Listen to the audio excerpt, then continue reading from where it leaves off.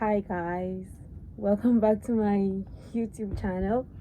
Yeah, I am smiling and acting the way I am because I know it's been ages since I last posted. Yes, your girl needed to do a few things, make sure she's not slacking in school, had to give out her best at work as well. So, Enuntiana Mayra Kakano. But then, welcome back to my YouTube channel or YouTube page. If you are a first timer, kindly subscribe, like, and comment. I am open for opinions and ideas. Yes. So today, I have actually been thinking about this for a long time. Mihu, Miamin, Mfambremo. But then I have a lot of people asking me about, oh, Sandra, yɛpɛ sɛ yɛhu sɛnea woyɛɛ a wobaa Canada na yɛnhwɛ sɛ yɛso yɛbɛtumi ayɛ dɛn aba. Yeah, so to my people who don't understand what I'm speaking, I'm basically saying that. So I have a few people asking me about how I was able to come and the processes I went through, and they also want to know how I got it done so they can also come. Yes, but then due to time factors and other things, I may not be able to attend to everyone on time as everyone would want. So that's the reason I am actually bringing out this post, so everyone would be able to go back and watch if they need any points. Yes, so today I have a book. I think this is gonna be my first long video. Yeah, so I have a book, and then I also have my notes to share with my lovely family here. So most of the questions that I get from my people, from wherever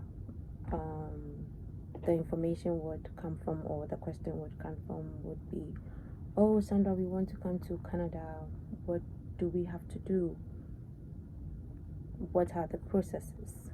Okay, so basically there are so many ways that you can actually come to Canada, but then I chose the educational pathway. Yeah, to be honest, I had tried so many times with schools. Yes, I had tried so many times with schools. I was getting the offer, I was getting the opportunity, but then I was broke. Girl, Sikasa, I didn't have enough money to be able to support myself financially. So I decided that, okay, I wasn't going to do this school thing again.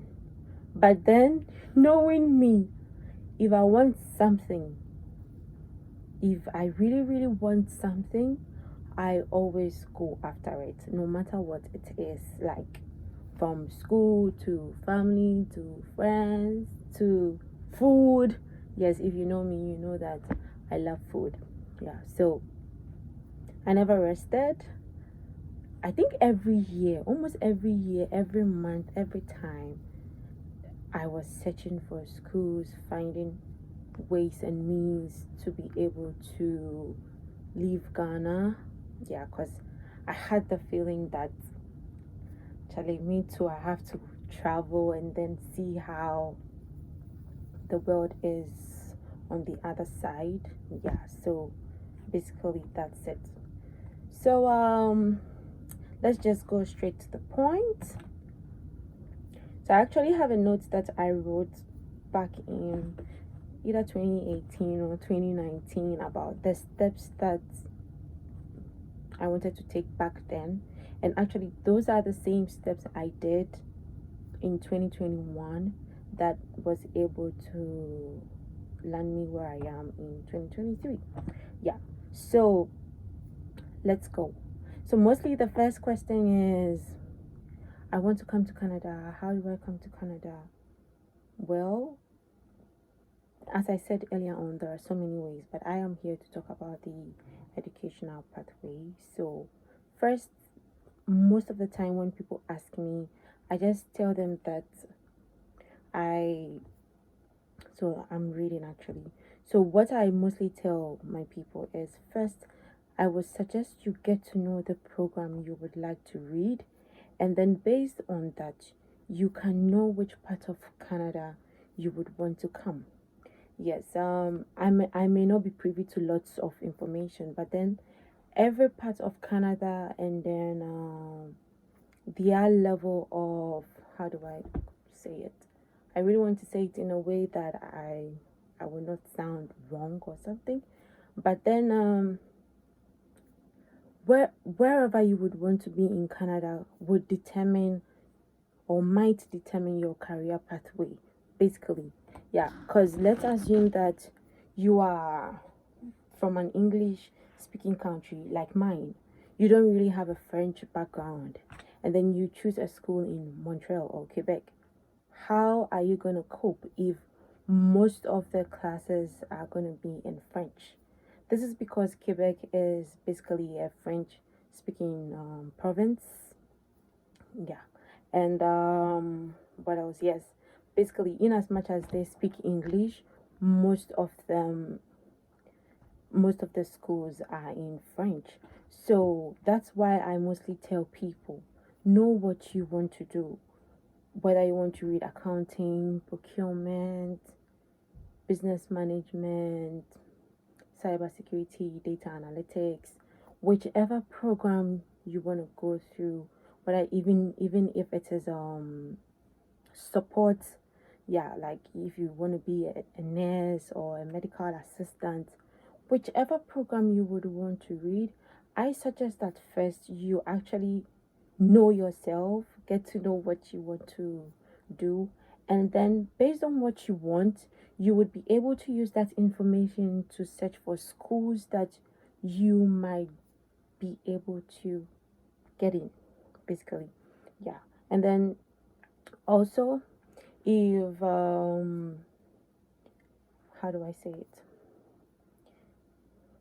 So if you are not really financially like sound, where I mean, if you are not like ubotomu nyedru, and then you are not able to finance your stay here in Canada, it would actually give you a red flag. It would give you a red flag, yes, because you also need to know your financial position, because your financial position is actually going to give you a fair idea of the type of program you should go in for, and then also the duration. From my point of view, that's what I actually did, because at a point I realized that, girl, this dream is your dream, and if you want this dream to come true, you are the one who is going to push yourself. Yes. So even if I want to have an MBA done, and then I get the offer and I am not able to sponsor myself, what am I going to do? Am I going to just give up, sit, be sober, and cry? No. So I need to think of other things to do. And that is what I did.